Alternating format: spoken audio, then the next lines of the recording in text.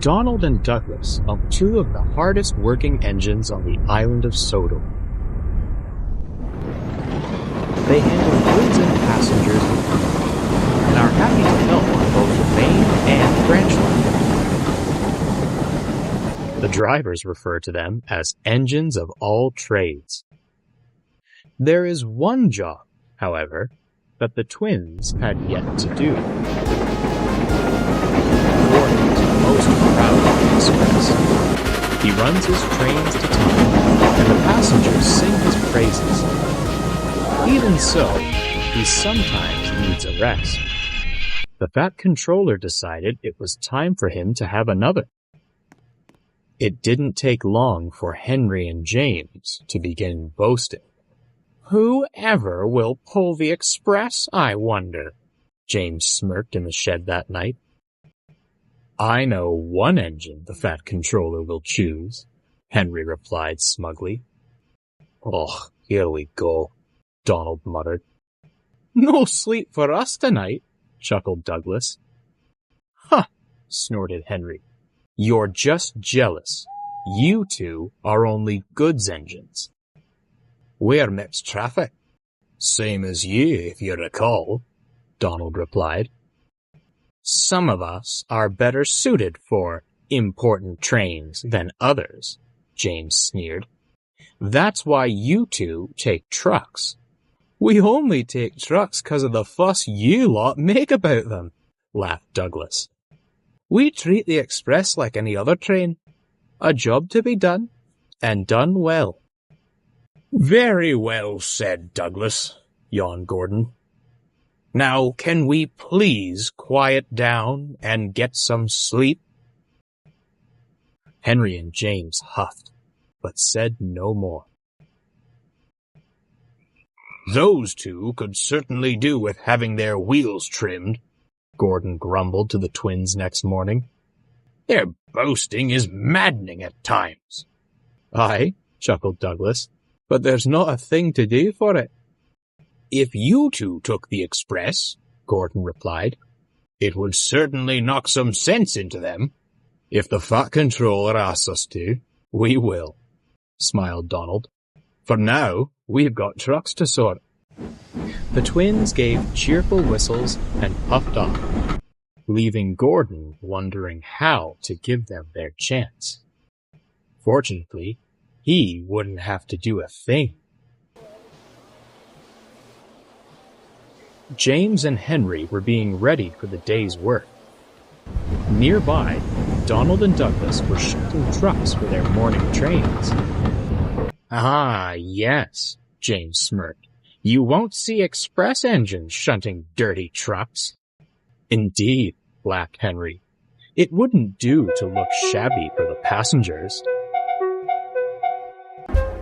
Perhaps if Henry hadn't been so busy boasting, he would have noticed the points by the water tower weren't set properly.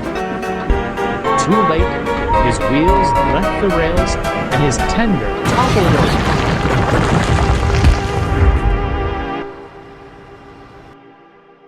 No one was hurt, but James was trapped in his siding. "You did that on purpose to stop me getting the express," James snapped. "On purpose? You shouldn't have been distracting me," fumed Henry. When the Fat Controller arrived, Henry and James wisely stopped arguing. "You have caused a great deal of trouble," he fumed. "You can stay there until we get the train sorted out. Perhaps it will teach you not to get so big in the smoke box." Henry and James looked shamefully at their buffers. "I'm sorry, Gordon," said the Fat Controller, "but you may have to pull the express again before your rest." "If I may, sir," smiled Gordon, "why not let Donald and Douglas take the express? I'm sure Edward, Duck, and I can handle the other work." Duck and Edward were quick to agree, and the Fat Controller pondered. "Well, you two," he said, turning to the twins. "What do you say?" "We'd be honored, sir," the twins beamed. And so it was arranged.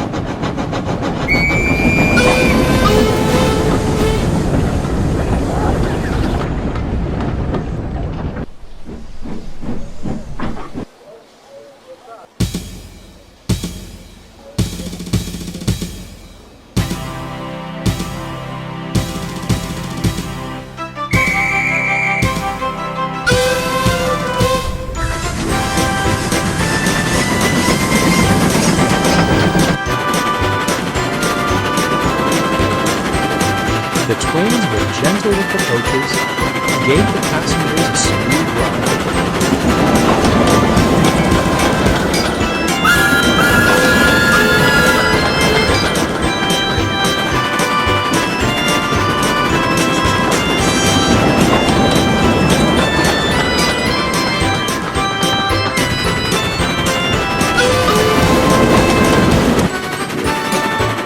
And charged over Gordon's Hill.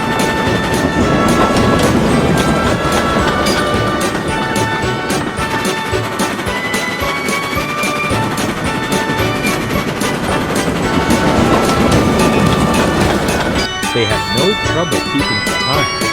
In fact, they were often early.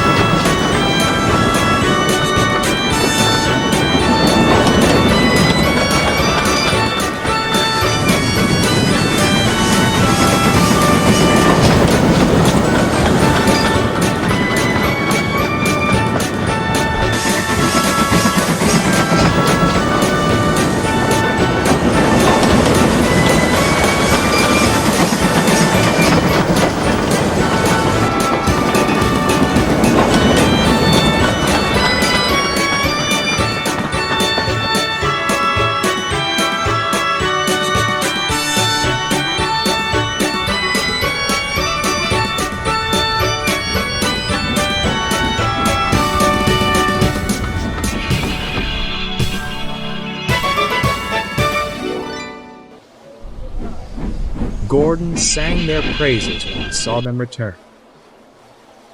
"You two look splendid flying along the line. I dare say we ought to call you the Flying Scots. I'm sure my dear brother would agree if he could see you." "All in a day's work," smiled Donald.